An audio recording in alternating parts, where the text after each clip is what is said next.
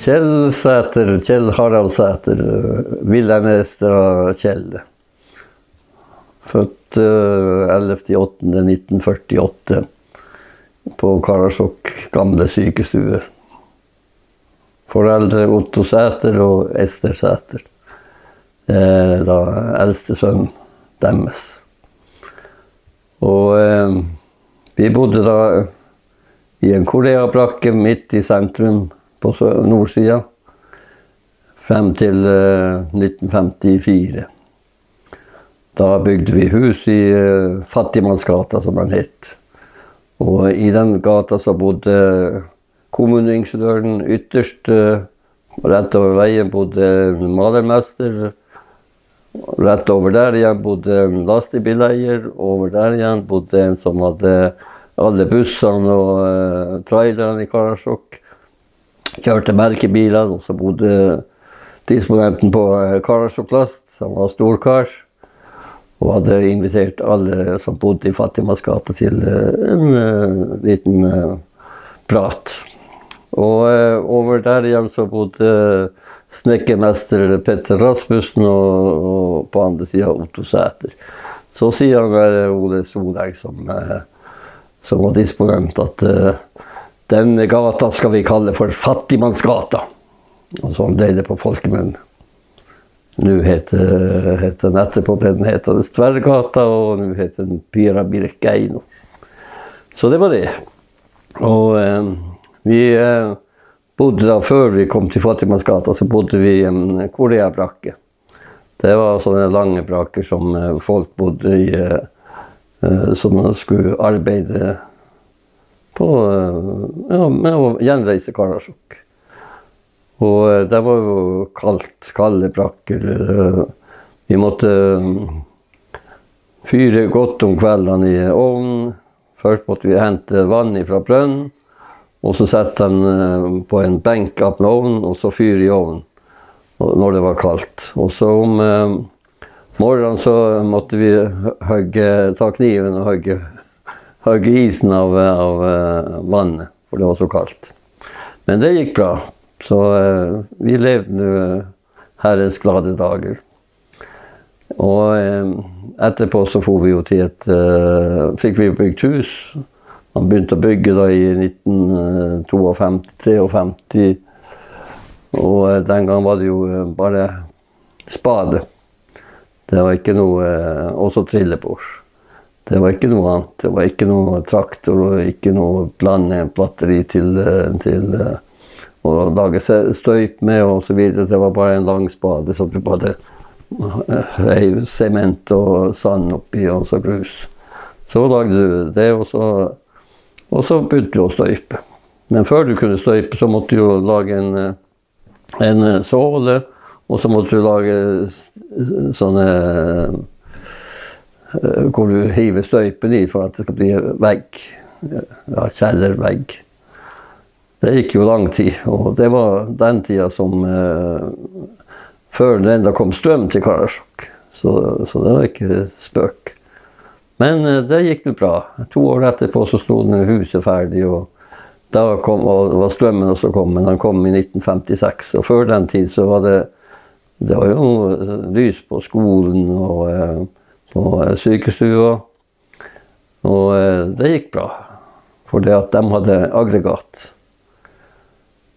Etter det så gikk det bare bra, stort sett. Men det var mye sykdom i Karasjok i 1956 og årene der omkring. Det var mye tuberkulose og forskjellig sånn, så det var mange familier som var veldig lenge på sykehus og borte fra arbeid, og ungene var borte fra skolen. Og sånn var det også med vår familie, hvor alle sammen var spredd over store deler av landet, og det varte jo i mange måneder. Ellers så husker man jo tilbake fra barndommen og sånt, det var jo sånn at vi var jo glad i å leke, og om våren så når barflekker kom frem, så var det å finne flekker, og så lage sånne hvor du hoppet paradis og alt sånt. Og når man hadde en del voksne med seg, så kastet man på stikker. Man kastet på med 5-øringer og 2-øringer og 1-øringer. I dag vet jo ingen nesten hva som 1-øringer og 2-øringer, men den gang var det veldig moro. Og så var det jo ikke lov å kaste på stikker, det var jo å spille med pengespill, og det var ulovlig i Norge. Så en gang, og her spilte vi jo både voksne og barn. Og vi samlet store gjenger med folk som kastet på denne stikka for å vinne 5 øre, 10 øre, opp til 1 krone. Men så en dag så kom politiet og skulle ta oss på ferskgjerning. Og vi hadde liksom hørt nyss om at det kunne skje, så vi hadde samlet masse pruskorsker. Og så hadde vi spioner ute som kunne si fra når politiet kom. Så når politiet kom, så kastet vi med pruskorsker på stikka, og de kommer i full fart der og skal ta. Nå har vi tatt dere på ferskgjerning, og jeg tror de fikk en lang maske da, for det var jo bare pruskorsker, og det står ingenting om det i Norges lover. Ellers så hadde vi noe spesielt i Karasjok, og det var veldig mye kaféer. På Finlandsveien, som det het den gang, så var det den borteste kaféen var Antonsens kafé. Der var Aldine Antonsen og Hilmar Antonsen som hadde den. Og det var et stort rom, og der fikk man kjøpt kaffe og kaker, og det gikk bra. Så lenger akkurat i svingen der fra brua og mot Finland, i den svingen der var Baltos kafé. Berit Balto og Samuel Balto som hadde den. Og det var en veldig populær kafé. Og jeg husker jo de fortalte at før hvert valg, kommunevalg og sånn, så satt gubber og rundt de her bordene i kaféen og banka i bordet og banka og diskuterte så fillan folk hvem de skulle stemme på. Men det var det så. Men det var kaféen. Vi skulle videre til neste kafé, og det var Samfunnskaféen som da lå der midt i sentrum på andre siden av elva. På sørsiden av elva. Og der var det kafé både opp og nede. Og så var det kino og hele greia der. Fra den så går vi over brua. Og på venstre siden bortenfor Nykirka som i dag, så var det Solkafé. Det var Annelise Aronsen som hadde den. Og det var en populær kafé. Da var det kommet pengespill der. Det var sånne som du kastet 5-øringer, og etter hvert var det 50-øringer og 1 kronestykker. Det hadde man også på Samfunnshuset, og det var mye litt sånne artige historier om den, men det kan vi ta en annen gang. Bortenfor Solkafé så var det et konditori, Bakerlunds konditori. Og den var åpen hele tiden, og var veldig populær for skoleelever, blant annet. Bortenfor Lunds konditori var Mobilkaféen.